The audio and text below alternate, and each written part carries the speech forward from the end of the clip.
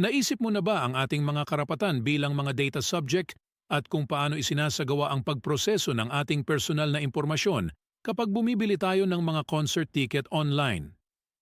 Kailangan ba ng mga Personal Information Controllers o PIC na magbigay ng mga privacy notice upang ipaalam sa kanilang mga data subject ang paraan ng pagtrato sa kanilang personal na impormasyon?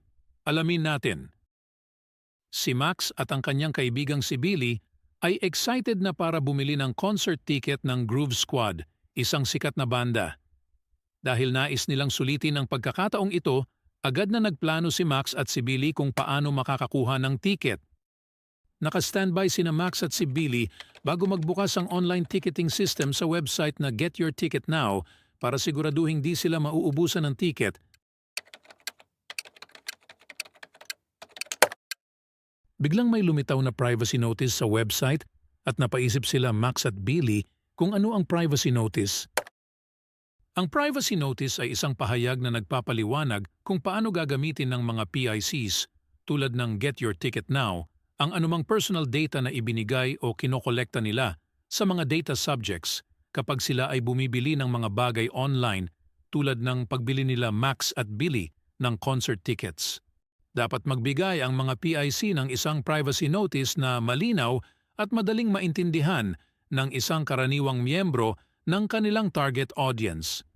Hindi dapat gumamit ng malabong mga termino ang isang PIC at dapat iwasan ang legal jargons at mga teknikal na termino sa abot ng kanilang makakaya.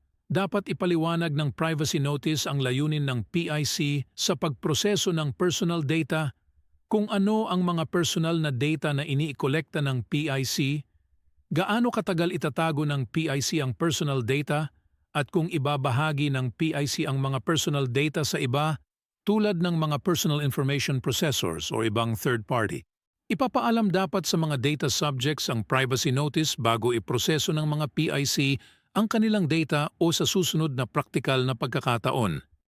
Sa mga transaksyon tulad ng pagbili ng concert tickets online, maaaring bigyan ng mga PIC tulad ng Get Your Ticket Now ang kanilang mga data subjects ng digital copy ng kanilang privacy notice.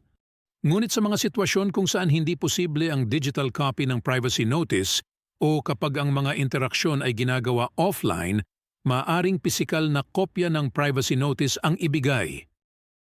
Maaari ring gamitin ng mga PIC ang iba pang mga malikhaing paraan tulad ng infographics, video announcements o audio na makakatulong sa mga data subjects na maunawaan ng mas madali ang pagproseso ng kanilang personal data.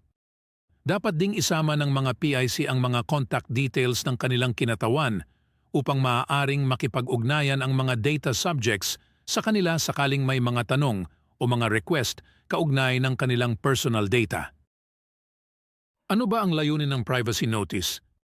Bilang mga data subjects, meron tayong right to be informed sa paraan ng pagproseso ng mga PIC ng ating mga personal data. Ang right to be informed ay ang ating karapatan na mabigyan ng maikli, madaling ma-access at madaling maintindihang impormasyon kung ano ang mga personal data na hawak ng PIC at kung saan at paano niya gagamitin ng mga ito. Ang right to be informed ay dapat unawain kaugnay ng general principle ng transparency. Pinapahalagahan ng General Privacy Principle of Transparency ang pagiging tuwid at tapat sa karakter, layunin at saklaw ng pagproseso ng personal data ng mga data subjects. Dapat malaman ng mga data subject ang identity ng PIC, kung paano nito pinoproseso ang kanilang personal data, at ang mga risks at safeguards kaugnay ng pagproseso ng kanilang personal data. Dapat din ipaalam sa mga data subjects ang kanilang mga karapatan bilang data subject at kung paano ito maaring gamitin. By default, ang mga PIC tulad ng Get Your Ticket Now ay dapat gumamit ng just-in-time at layered notices nang sa gayon ang kinakailangan lamang na impormasyon ayon sa pagprosesong mangyayari sa puntong iyon ang ibabahagi sa kanilang mga data subject. Sa pamamagitan nito, nagbibigay ang mga PIC ng mas maikling privacy notice na naglalaman lamang ng pinakamahalagang impormasyon at kung nais ng data subject ng mas detalyadong impormasyon sa pagproseso ng kanilang personal na data, Itinuturo rin nito kung saan ito matatagpuan. Kung magproproseso ang PIC ng karagdagang personal data, maaaring dahil nais nitong iproseso para sa iba pang mga layunin o nais ng data subject na gumamit ng iba pang serbisyo. Sa pagkakataong iyon, dapat magbigay ang PIC ng karagdagang impormasyong kaugnay sa mangyayaring pagproseso. Sa ganitong paraan, mas napapalakas ang transparency at tiwala sapagkat ang impormasyong ipinaaabot sa mga data subject gamit ang privacy notice ay iyon lamang nababagay at nararapat sa mangyayaring pagproseso ng kanilang personal data sa panahong iyon at hindi lahat ng maaaring mangyari sa hinaharap.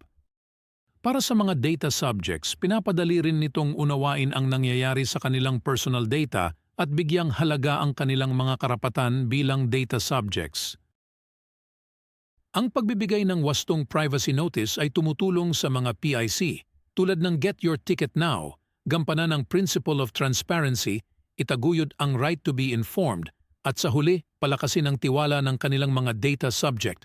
Kapag nagbibigay ang mga PIC sa kanilang mga data subject ng nararapat at makabuluhang impormasyon na inilahad sa malinaw at madaling maunawaang paraan, ipinapakita nila ang kanilang dedikasyon at pananagutan sa pagtataguyod ng mga karapatan ng kanilang mga data subject.